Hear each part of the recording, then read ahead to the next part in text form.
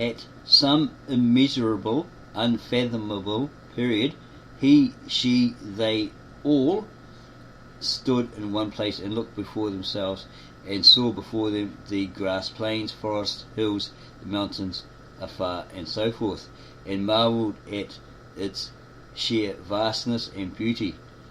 Suddenly, something above their heads, shooting forth across the dark night sky, caught their attention briefly, and they stood in awe, wondering, pondering.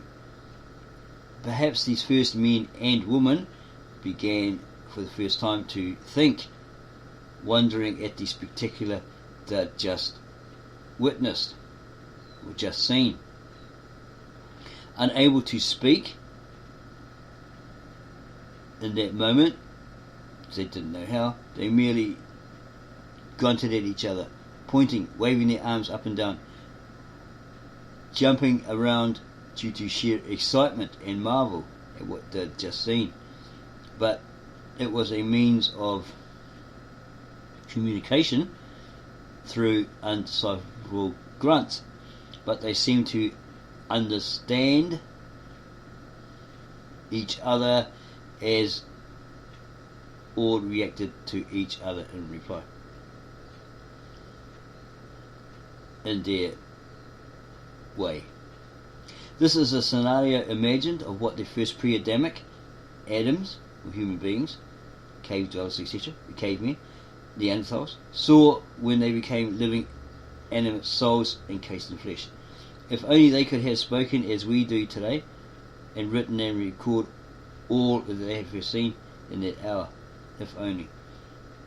Later they discovered via thought, ideas and art, how to draw basic pictures of those thoughts, recollections of what they experienced, they saw day to day on various nearby objects. Where did these thoughts, ideas to pick up a lump of clay, be it red, brown, black, and draw on the closest tree as a canvas or the cave wall they resided in, protecting them against the dangerous animals and others outside that cave, the world, the weather, and so forth? Did they come by mere coincidence, pure chance, or from an outside source, i.e. the universal ethereal world? From an unknown, unseen source, a higher realm, higher power, higher form of intelligent being we today know of and call God.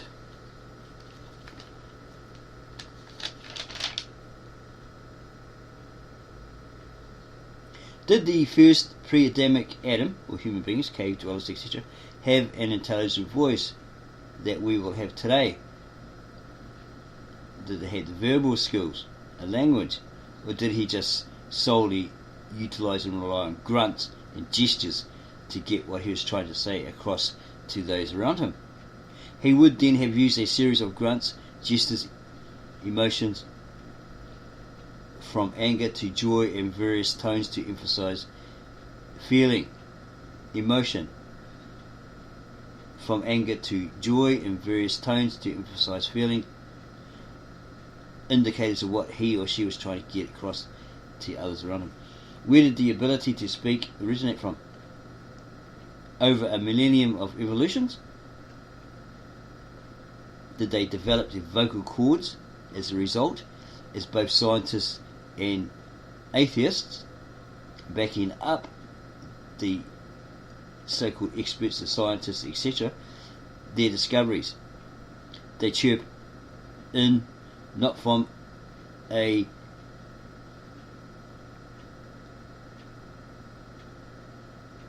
higher power of intelligence, or higher intelligence, or God, but from men, and state, well, all happened by chance, evolution, natural selection, etc. Did it really? As professed by learned men over the last numerous decades, it came by pure chance, coincidence, natural selection, evolution, etc.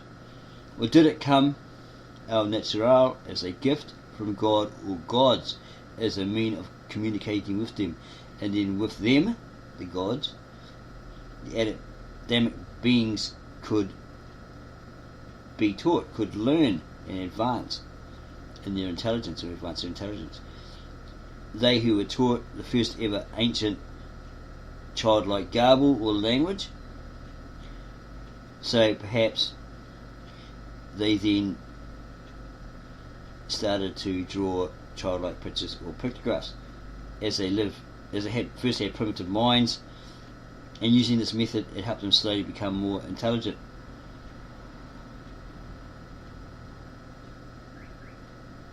And then had this mindset, this idea, this imagination,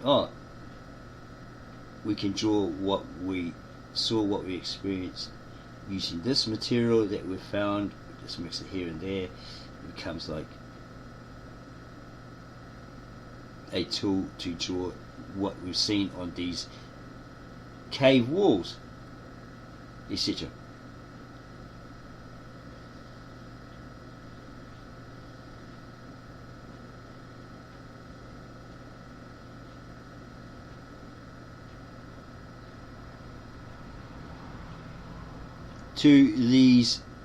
Perhaps to these gods that taught them this garble, this new way of communicating, over time they slowly realised they'd become more intelligent, fatally, because as they become more knowledgeable of them through what they've taught them, as well as become more intelligent and advanced, these gods felt that could put them at a great disadvantage. For example, they'd become too big for their boots and revolt once they realised they didn't need their masters, their gods as such, so they could now do all things themselves, for themselves, on their own, using their own intelligence, and achieve all they set themselves. As the men at the Tower of Babel, Genesis, came to realise they could do all things, they could unite, because they spoke one language, they supposedly said, well, let's form a nation or a village, etc. for ourselves, so we won't get scattered, and we continue to build this tower. So God came down amongst them, gave them multiple languages to confuse them, to stop them from doing greater things, as they supposedly quoted. Look what they can do. If they can do this, they can do everything, almost everything. So they could do all this apparently by duplicating all of their godlike ideas, tap into their technologies and make them for themselves, make them better over time. So God supposedly scattered them to stop them. We believe he scattered them to stop them, and created divisions.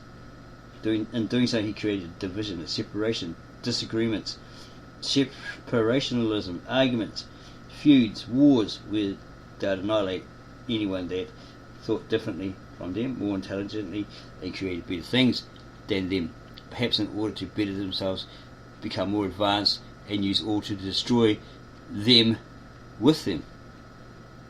They become more intelligent, sophisticated, and powerful.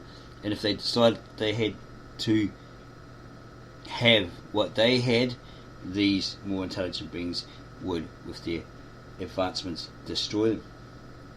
So that account of the men at the Tower of Babel in Genesis, basically they're going to get too advanced, too intelligent, and then decide possibly, we don't need these masters, these gods, or this god, so we'll just do our thing, we'll better ourselves through our own efforts. We don't need them, we can do it. So that would be the basis then of all division, separation, disagreements, one saying we have the true original words of God, only us, you don't, etc., etc.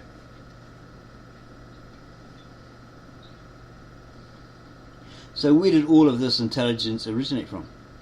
Was it all by chance, pure coincidence, through millenniums of evolution, or from the universe or ethereal and a higher intelligence, i.e. God or the gods, the pantheon of gods? Answer these questions honestly and not from the books you've gathered and read by men, the so-called acclaimed experts, with the various initials after their names like PhD, BA, MA, Emeritus Fellow, etc., as they would be. They're simply men with, possibly with prejudice, bias,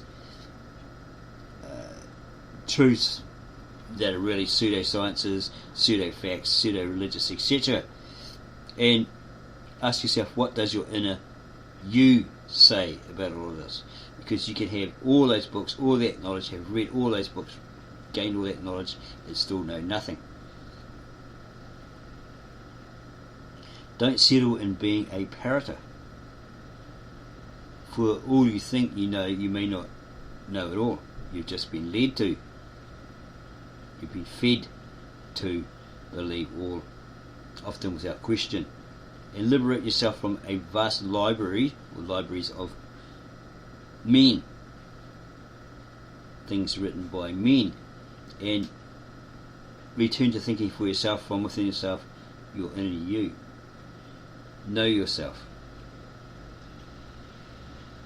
Of late, we have found and began to read the book Conversations with God, Volume 3, but we feel we should find a copy of number 1, Volume 1, which we did, to fully understand the next two in the series totally, because it mentions in the first one about the devil, where did that originate from, etc., etc.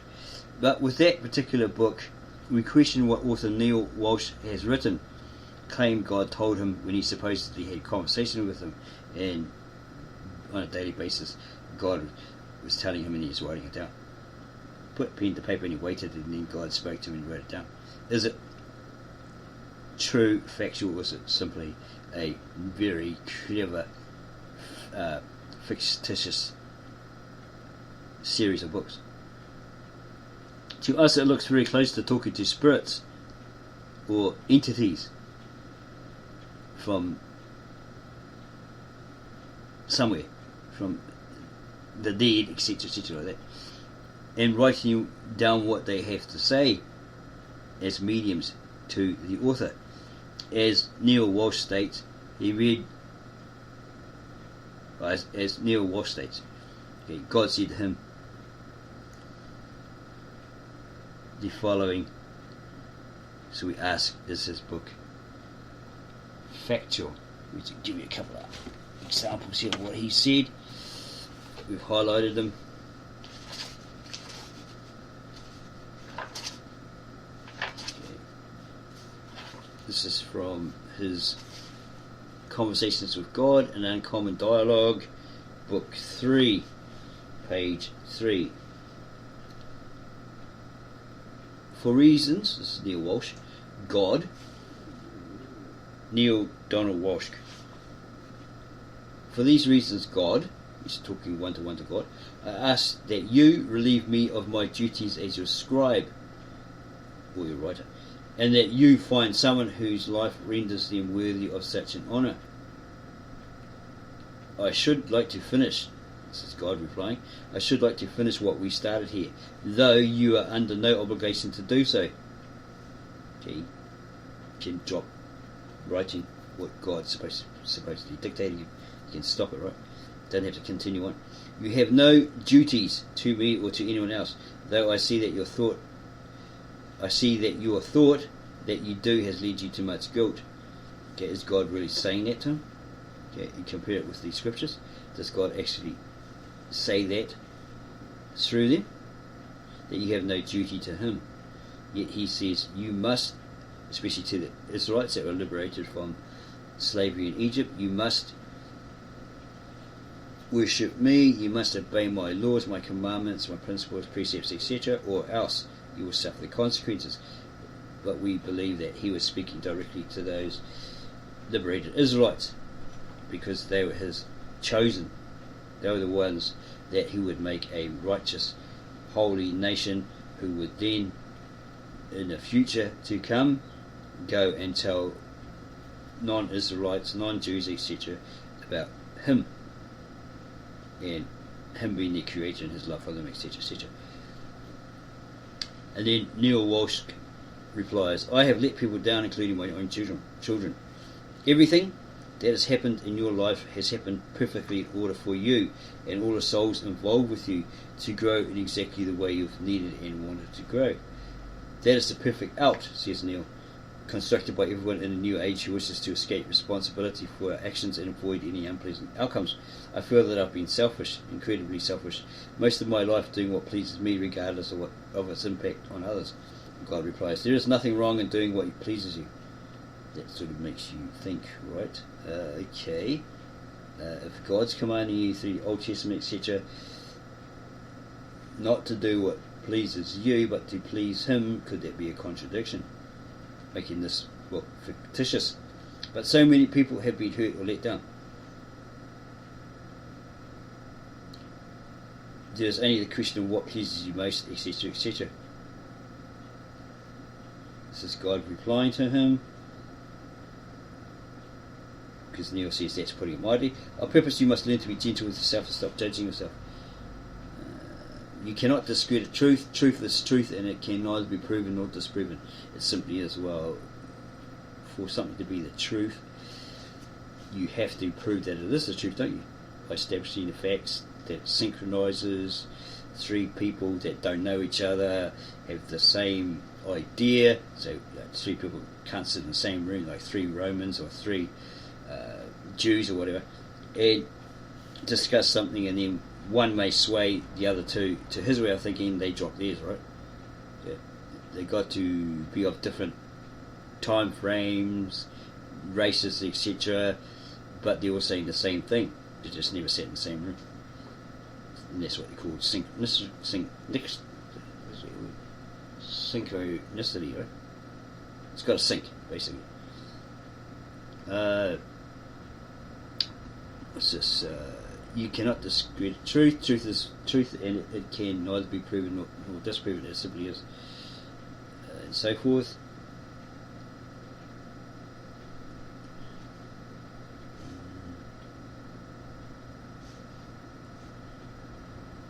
God tells Neil, seek only to be genuine, strive to be sincere. That's easier, says Neil, than done. Sometimes I feel so guilty. God replies, guilt and fear are the only enemies of man. Guilt is important. It tells us when they've done wrong. There is no such thing as wrong. So would there not be no such thing as unrighteousness, wickedness, transgression, iniquities, and so forth? God replies, there is no such thing as wrong. There's only that which does not serve you, does not speak the truth about who you are and who you choose to be.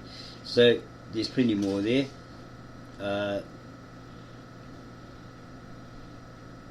And this final one is, Neil asks or writes, I was always taught to fear God. And God replies, I know, and you have been paralysed in your relationships with me ever since. It was only when you stopped fearing me that you could create any kind of meaning relationship with me. Okay, well, we're looking at the scriptures which state, or remembering the scriptures which state, fear he who destroys both body and soul in hell. Fear not man but God. So would that be a contradiction? Seems to appear that way. Okay, so we're going to go back to our notes. Again, did the man, the first man, pre-Adamic man, or the Neanderthal cave dweller, have an intelligent voice that we all have today?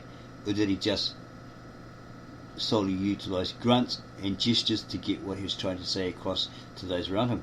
He would then have used a series of grunts, gestures, emotions, different tones from anger to joy, and obviously various tones, to emphasise feeling, direct indicators of what he or she was trying to say, get across.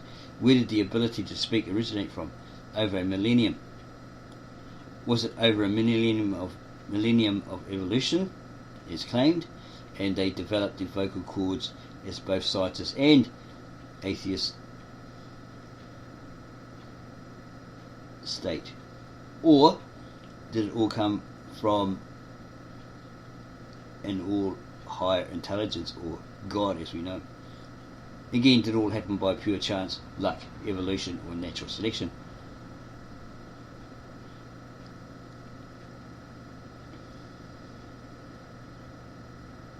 Where did all of man's intelligence originate from? Was it all by chance, pure coincidence, through millenniums of evolution, or from the universe or ethereal and a higher intelligence, a higher power, unseen, i.e. God of the gods? Answer these questions, tapping into your inner self, not relying on the books written by men. Okay, so we've covered conversations with God, and we asked it, is it just a fictional account that Neil Walsh dreamed up one week? Does the book by Neil actually claim within and verify it was God who talked to him and commanded or said to him, write?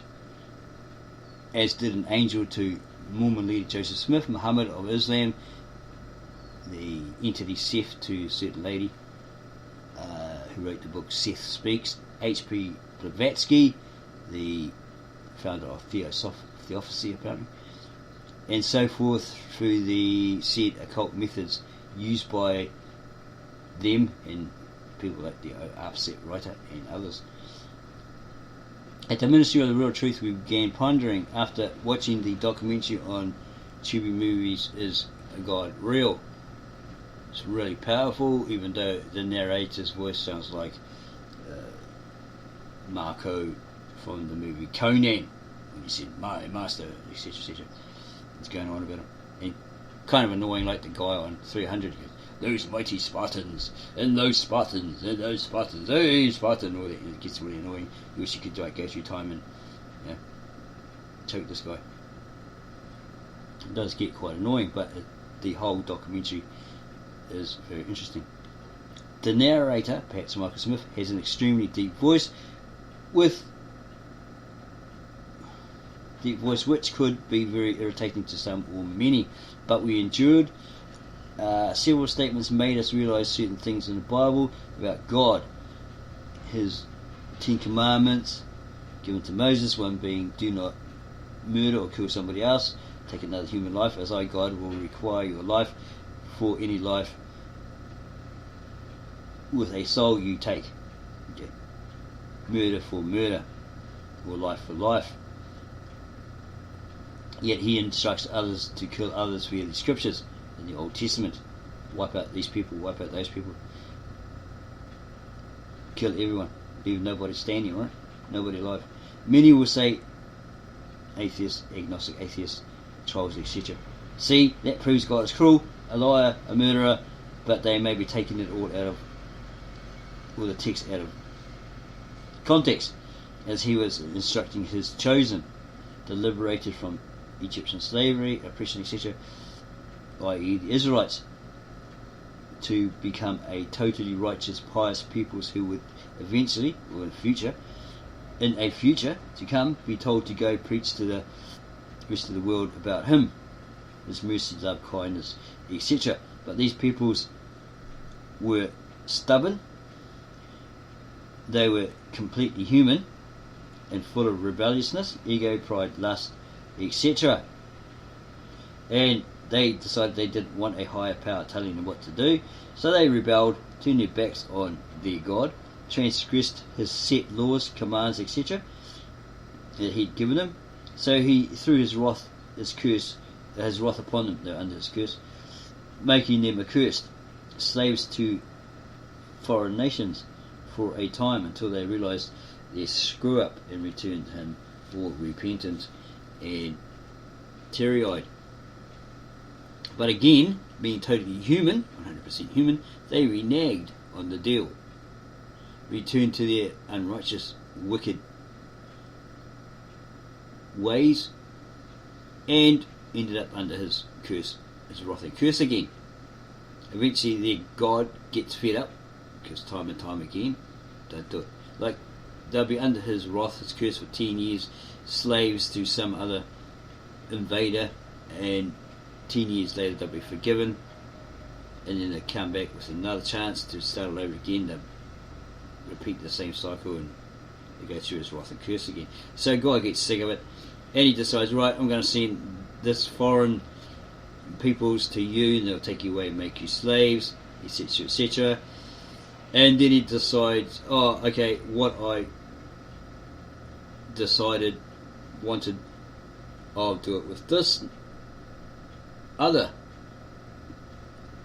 tribe of their fellow brothers and sisters, right? Their peoples. I'll try that. But then they, after a period, they rebelled. They didn't want him telling them what to do as their other kin did, so they rebelled. They turned their back on him, and they come under his curse and wrath, etc. They went through the same cycle. So he gets sick of them and gets the foreign nation to come and invade them, put them into slavery. They get forgiven, but then they do it again. They do the same old again, and it continues. So he gets sick of them, right? But it's not necessarily saying that, oh, finally he gave it to the Christians that came later. You know, they're the chosen, all that sort of stuff.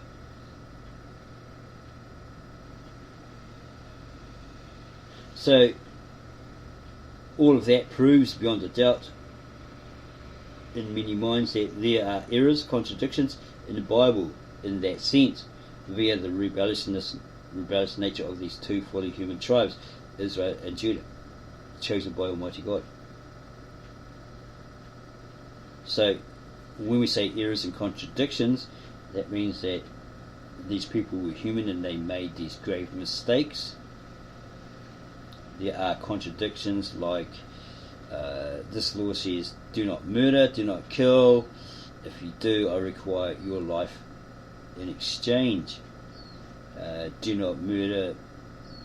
Certain peoples were told, do not murder, in the sense that do not embarrass your fellow being, your kin. Okay? Embarrassing them, causing the blood to rush to their face, that's like murder, etc., according to the scriptures. We are in no way doubting Almighty God is God, or trying to say that He doesn't exist because of all this information, but we are pointing out, as Bart D. Ehrman, top scholar theologian, once said, the Bible scriptures, or the truth, will take you to somewhere you really didn't want to go. It'll lead you to somewhere you didn't really want to go. And that's the result, right?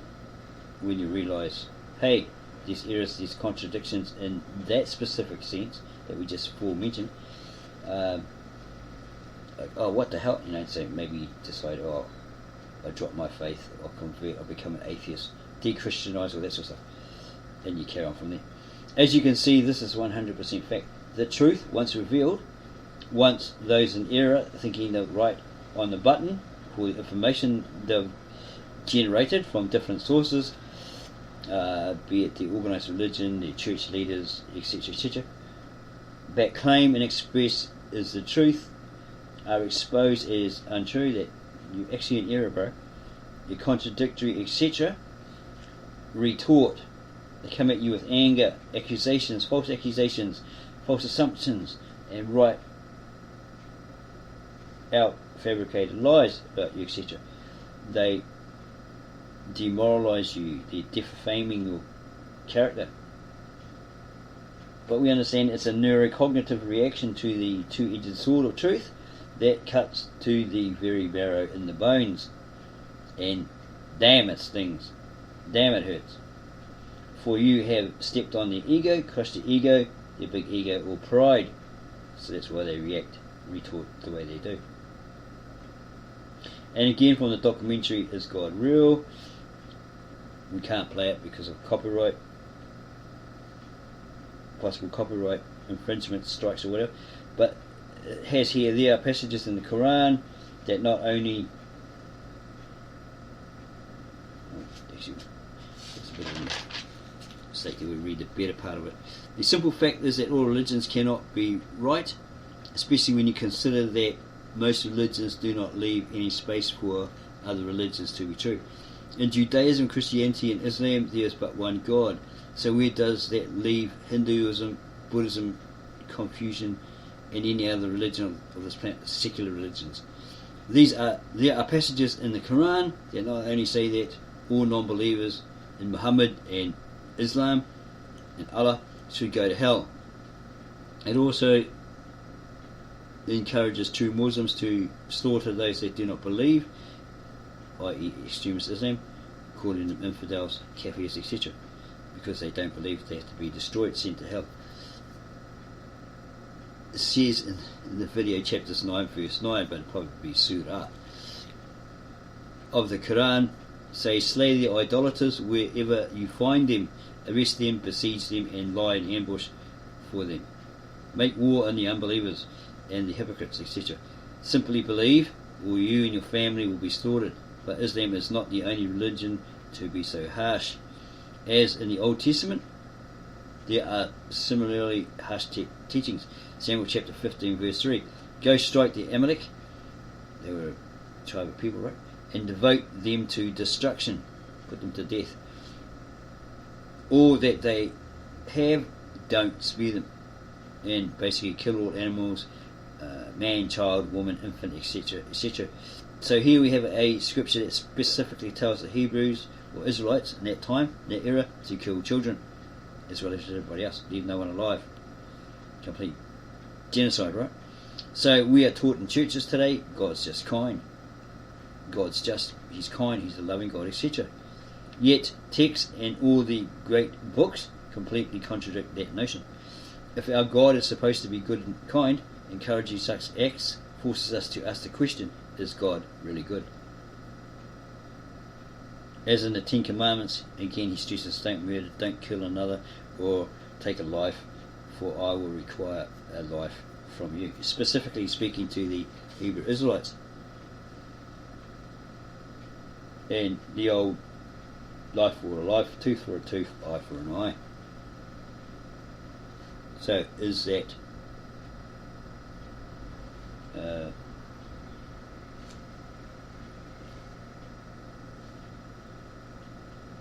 and then is God real? Asks in that particular documentary. Think about all said within this video. We urge you to go watch it on Tubi Movies. Is God real? There's also a Is Jesus Real documentary. For it is fact that there is error, contradiction, dual accounts of events, stories, a cruel killing all God and a nice Son of God in the New Testament. So maybe the good God we believe in is not the God as we think He is. This is coming from the documentary. He's not the good God that we think He is, but it's another type of God that we today aren't following to this day. We'll repeat that. So think about all said within this documentary video. For it is fact that there is error, contradiction, in the sense that we brought.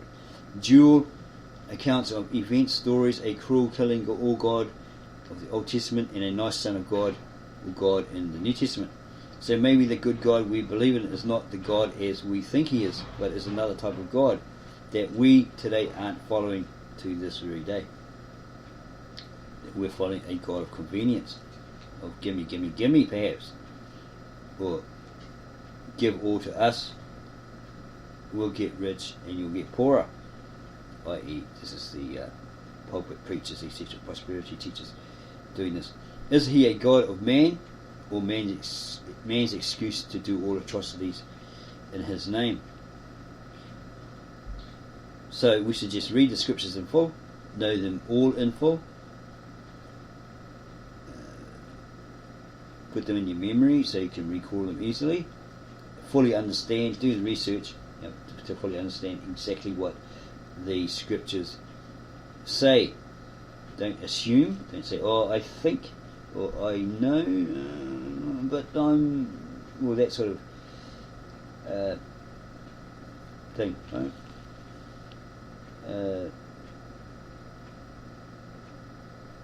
It's best to read the originals or listen to the videos of the original ancient Tab, Asher, etc. that we bring to you, because they are the originals. They are older than all the rest, say 800 to 900 BCE, before the Christian era or before the Common Era. Hidden and preserved for over 2,000 years, never messed with, intact, etc.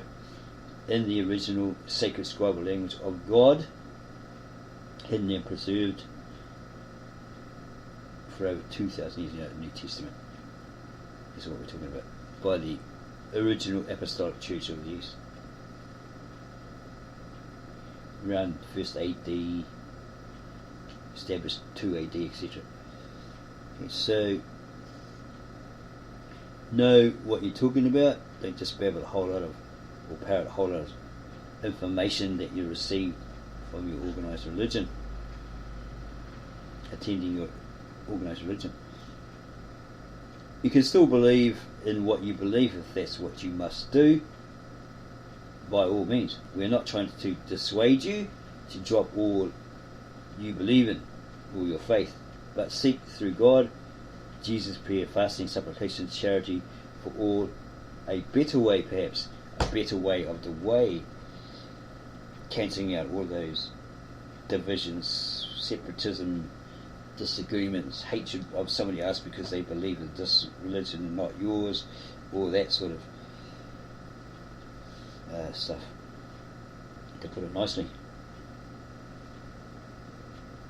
Who truly knows the mind of God and can fully understand that mind, and why he does what he does or has done or does today in accordance with the biblical scriptures? Can man recreate God for the greater benefit of all human beings?